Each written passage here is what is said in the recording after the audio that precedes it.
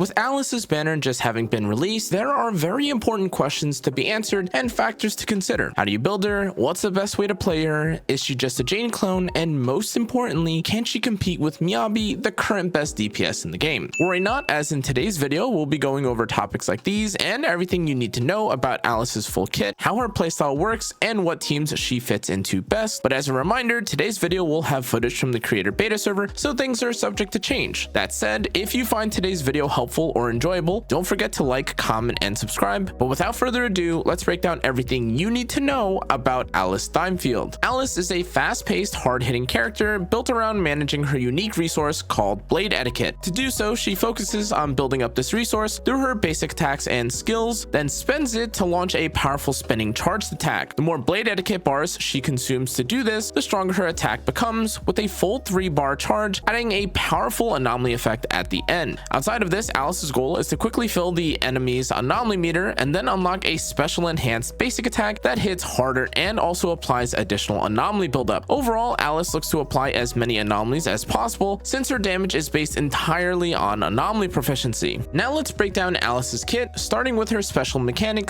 / resource known as Blade Etiquette. Every time Alice triggers Assault, she builds 10 points of this resource up to again a maximum of 300. For every 100 points stored, she gains 1 bar, which again she can then use to fuel her held basic attack. In the past, I have previously compared this ability to that of Evelyn and Miyabi's charged basic, which I do think still stands, but as it was pointed out, the nature of this special anomaly effect at the end of the ability also shares similarities in both effect and name to Yanagi's EX special. When she spends all 3 bars and lands the final hit though, she triggers Polarized Assault, and this is the powerful effect that instantly triggers an assault anomaly. However, where this differs from Yanagi's EX special is that this does not require an existing anomaly effect on the enemy for this to activate, and to add to this, the special anomaly effect can trigger disorder with any element including physical. The best part of all, however, is that each time Alice triggers Assault, she boosts her physical anomaly buildup rate for 30 seconds, making her a true anomaly applying threat. Now, while part of Alice's core passive ties directly into her Blade Etiquette mechanic, it's also worth highlighting the other effects this passive provides, as they play a major role in her overall DPS. Whenever any squad member inflicts a physical anomaly on an enemy, Alice passively deals bonus damage every 0.95 seconds throughout its active duration, equal to 2.5% of the original physical anomaly damage. On top of this, if a disorder is triggered while the enemy is under the effects of a physical anomaly, the disorder's damage multiplier is further increased by 18% for every second of remaining anomaly duration, stacking up to a 180% boost. Gibberish and long description aside, this essentially means that Alice is primarily designed for lineups with at least one other anomaly applier, but we'll dive deeper into that in the team section. Next, let's go over her additional ability, Mystery Hunt. When paired with either support or anomaly agents, Alice gains bonus energy generation to help fuel her Blade Etiquette. More specifically, whenever a teammate triggers a disorder effect, she instantly gains 30 Blade Etiquette, allowing her to use her held basic attack sooner. This directly feeds into her core gameplay loop of building Blade Etiquette quickly and unleashing said powerful strikes over and over. On top of this, Mystery Hunt provides extra scaling based on her anomaly mastery stat, and once Alice reaches 140 anomaly mastery, every additional point beyond this threshold converts into 1.6 anomaly proficiency. Overall, this makes activating and keeping Alice's additional ability extremely important, as losing extra anomaly proficiency and resource generation just hurts her play significantly. Alice's basic attack consists of a 5-hit combo at base, but this does change if she triggers Assault. After activating an Assault anomaly, the final hit of her combo becomes enhanced, dealing noticeably higher damage and applying more anomaly buildup than her previous attacks. Now, this of course is valuable to Alice, but an important side note here is that she can perform either her 5th or an enhanced version of her 5th basic attack after basically every skill in her kit. And though this special feature is very important and impactful for her gameplay, it does come with a slight trade-off, and that's the fact that the animation for this is fairly long, which can sometimes cause Alice to slow down her rotation if she's not careful. Alice also has access to a powerful held basic attack called Starshine Waltz, and once holding down her attack button while having Blade Etiquette stored, Alice dashes forward, spinning and slashing multiple times in rapid succession. And as previously mentioned, the more etiquette bars she consumes to do so, the stronger this attack becomes. Finally, the very last hit of Starshine Waltz does trigger Polarized Assault, and this should not be overlooked, as this instantly allows her to perform an assault anomaly, and this does of course increase her physical buildup rate. Next, we have Alice's EX special, which comes in 2 variations depending on the input you use. The first, Northern Cross, has Alice charge straight through enemies, slicing everything in that direction, and the second is Southern Cross, which has her take a few quick steps back before lunging forward with a heavier, more forceful strike. Both options here deal solid damage, but the true value of both abilities is the anomaly buildup they provide and the blade etiquette that they restore. On paper though, Southern Cross boasts slightly higher multipliers and better overall damage compared to Northern Cross, but its long animation can make it feel less comfortable at times in fast-paced combat where every second counts. For transparency's sake, however, both EX specials feel a bit slow or sluggish compared to other agents' EX special moves, meaning that you'll need to adjust your timing and get comfortable with their animations. Regardless of this, however, both are still powerful tools for maintaining Alice's resources and stacking anomaly buildup effectively. Alice's assists are honestly pretty normal and unnoteworthy, but because she does apply Assault Anomaly and set effect increases stun buildup on enemies, performing defensive assists with her can actually find decent value if you're aiming to eventually stun an enemy. Alice's dodge feels okay, and similar to Jane, there are opportunities where dodge counters will come into play, but overall, since there are no special features attached to this skill, it's technically less valuable than using someone like Jane's dodge counter in her kit. To be clear as well, this definitely isn't nearly as comfortable as Jane's enhanced state dodges, so do with this information what you will. Now let's talk about Alice's chain attack. Alice's chain is Starfall Intermission, which is a fast and strong combo of slashes that hits enemies in front of her. Aside from the decent physical damage that this deals, however, this ability is also a decent applier of anomaly. As a result, it should be used / prioritized in any chain attack combos that are performed on a team. However, something worth mentioning here as well is that the ability isn't as wide as you'd expect it to be, so keep this in mind when using it against multiple enemies. When Alice's decibel rating is maxed out, she gains access to her ultimate ability, Starfall Finale, and this is her highest damage scaling attack. This move unleashes a massive strike in a wide area in front of her, dealing high physical damage while also applying a heavy amount of anomaly buildup to all enemies caught in this range. The real strength of this ability, however, is its synergy with her blade etiquette mechanic. Upon activation, it instantly grants Alice 200 blade etiquette, which then allows her to immediately follow this up with her held basic attack, Starshine Waltz. This creates a smooth transition from her ultimate into an even higher damage burst, and as a result, this will be one of the most important skills that Alice has access to. For skill priority, Alice's goal will be to upgrade her core passive, her basic, her EX special, then her ultimate, and finally, you can then prioritize either her assist or dodge. But as you probably have guessed, since she's a main DPS, Alice could do with basically upgrading everything in her kit, as she may at one point or another end up using this for damage. Now let's talk combos for Alice. Alice will rotate between 3 decently flexible combos, but the main thing to keep in mind here is when to use each one. With this, Alice has an out of stun combo, a stun combo with ultimate available, and a stun combo without ultimate available. And so let's start with the non-stun related version. To begin, the team will start with a quick assist or defensive assist plus assist follow-up onto Alice, and immediately after, she'll perform her 5th basic, regardless if it's enhanced or not enhanced. After this, she'll follow it up with an EX special, perform a 5th basic attack again, which in this case is likely enhanced if it already wasn't previously, and this EX special into basic 5 cycle will continue one more time until Alice fills 3 bars of her blade etiquette and then uses her held basic attack. From this point, you can swap off of Alice to avoid the long animation on her held basic. However, if this attack fills the anomaly gauge, Alice will either overcap and waste the additional anomaly buildup that she created, or you'll need to swap to another agent who can apply physical anomaly like Yuzaha in order to fill the anomaly gauge to avoid this altogether. Now let's talk about Alice's stun combo when her ultimate is available. To start, you'll want to bring the enemy's stun gauge close to full, then use Alice's held basic at level 3. While the held basic attack's animation lingers, swap to another character to trigger the stun window, which then prevents Alice from activating the chain attack sequence herself. From here, perform a full chain attack combo, but make sure to finish back on Alice at the end of it, and if Alice doesn't at least have 1 full bar of etiquette at this point, you should then quickly use her EX special to help generate a single bar for later. Once she has said bar, activating her ultimate will then apply an assault and instantly generate 2 full bars of etiquette, and this should bring her to 3 full bars in total, letting her follow up immediately with another max charged held basic attack and a powerful series of assaults and disorders. As a side note for this combo though, you may find yourself needing to skip enhanced basic attacks at times if you want to fit this combo into a single stun window. Now let's talk about Alice's stun combo when her ultimate isn't available. To begin, you'll want to use Alice's held basic attack against an enemy that's nearly stunned, and immediately after, you'll swap to another agent to trigger the stun window in place of Alice. Here's where the combo differs from her ultimate route though, as once the stun window is active, you'll start the chain attack sequence by using Alice's right away. After her chain is performed though, you'll cancel the rest of this team's chain. From this point, you'll activate Alice's EX special special, but swap out of it mid-animation before it finishes. This prevents Alice from re-triggering the stun window, and when the next agent is swapped onto field, they'll then activate the stun window again, which triggers another chain attack, and Alice will then take her second chain attack in this period. Once that's done, she'll use her EX special again, followed up with an enhanced basic 5, and finish the combo with a charged basic just like before. Long story short, the main goal of all combos, regardless if you have Alice's ultimate or not, is to minimize the amount of time spent on support characters and instead maximize Alice's presence during the chain attack sequence. This allows her to apply as much Anomaly as possible through her EX specials, enhanced basics, and charged attack, and by carefully managing your swaps and timing, you too can ensure that Alice gets the most value out of each stun window without wasting Anomaly buildup or falling into internal cooldown trap. When it comes to W engines for Alice, Practice Perfection is her best in slot option, and as with all signatures, the passive and its main stat are perfect for Alice's gameplay goals. This means it already provides a massive 60 Anomaly mastery, and what makes Practice Perfection even stronger is its passive effect. Every time the wielder triggers an assault, they gain 20% bonus physical damage, and since Alice is constantly triggering assaults, this means the buff has near permanent uptime, massively amplifying both her raw damage and Anomaly output. Now for free-to-play players, Weeping Gemini stands out as the best alternative, with Fusion Compiler and Electro Lip Gloss being decent as alternatives. Now while none of these options can necessarily match the overall power of Practice Perfection, they still provide solid performances for those without her signature. In terms of performance comparisons, rank 5 Weeping Gemini results are roughly 18% worse than her signature, while Fusion Compiler is roughly 22% worse at rank 1. Thankfully though, both W engine are okay to use since they're technically more free-to-play options, and they can be effectively used by Alice. Now you might also be considering or wondering about Magnetic Storm Alpha, since this is also a W engine that provides additional Anomaly mastery, but upon further testing, calculating, and experimenting, this W engine falls short in an important way. Despite the W engine having Anomaly mastery added in with its passive, the loss of attack from being a B rank W engine and the low stats it provides with its main stat reduces its value significantly. Because of this, without any real damage scaling or bonuses, this ends up being one of Alice's worst options and more of a placeholder than a serious long-term choice. Another viable alternative is Electro Lip Gloss, particularly for players who grabbed it from the Battle Pass. This W engine works well with Alice's frequent Anomaly triggers as it offers a 10% attack buff and 15% bonus damage against enemies affected by an attribute anomaly. Now while it doesn't provide the same Anomaly mastery boost that Practice Perfection does, it still delivers reliable DPS gains since Alice of course can maintain its effect for most of the fight too. Performance wise though, at max rank, running Electro Lip Gloss instead of Practice Perfection still results in about a 20%